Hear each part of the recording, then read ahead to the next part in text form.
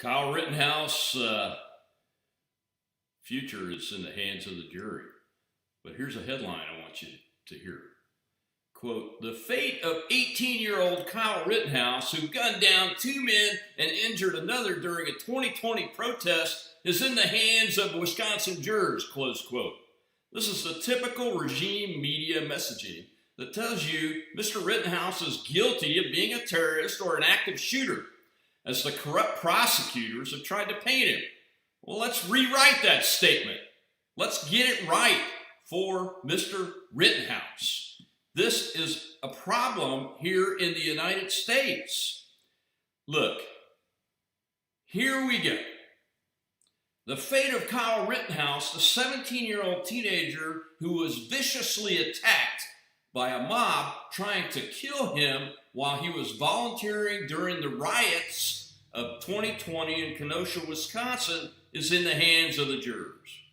Rittenhouse claims he was forced to use self-defense when he killed two and wounded one of his attackers. I have watched the entire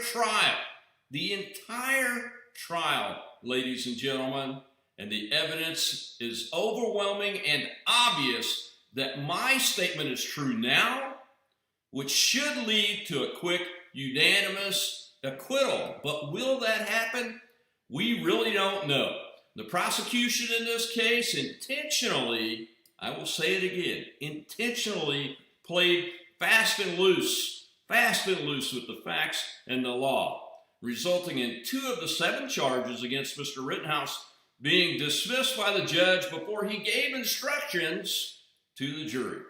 The illegal possession of a gun and curfew violation charges were dropped. That's right, folks. Mr. Rittenhouse had every legal right to possess that gun and carry it and be where he was at volunteering to protect his community, his grandparents' community, and his dad's and brother's community in Kenosha, Wisconsin.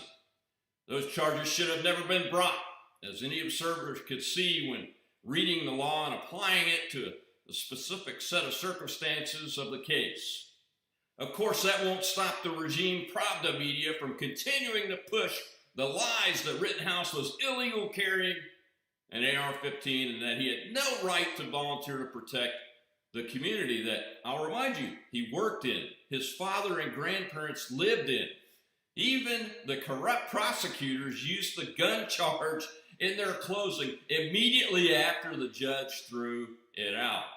I'm laying all this out to be honest with you folks, and that the facts may not matter in this case. Even though Rittenhouse should be acquitted of all charges, it's no slam dunk because of our weak and politicized judicial system. Folks, things are so bad. Here's a typical tweet. This is from my friend, John Cardillo, who is a law enforcement experience expert. Quote, the trash media and the Democrats really want you to believe that Rittenhouse killed 3 innocent blacks and not 3 white criminals who were trying to kill him, including a repeat child rapist who anally raped 5 little boys. These people deserve nothing but your contempt, close quote. Now that tweet sounds hyperbolic, but in fact it is a true and accurate statement of the facts. I've seen enough from citizens these last 2 weeks of the trial to know that those who consume regime media actually believe this nonsense.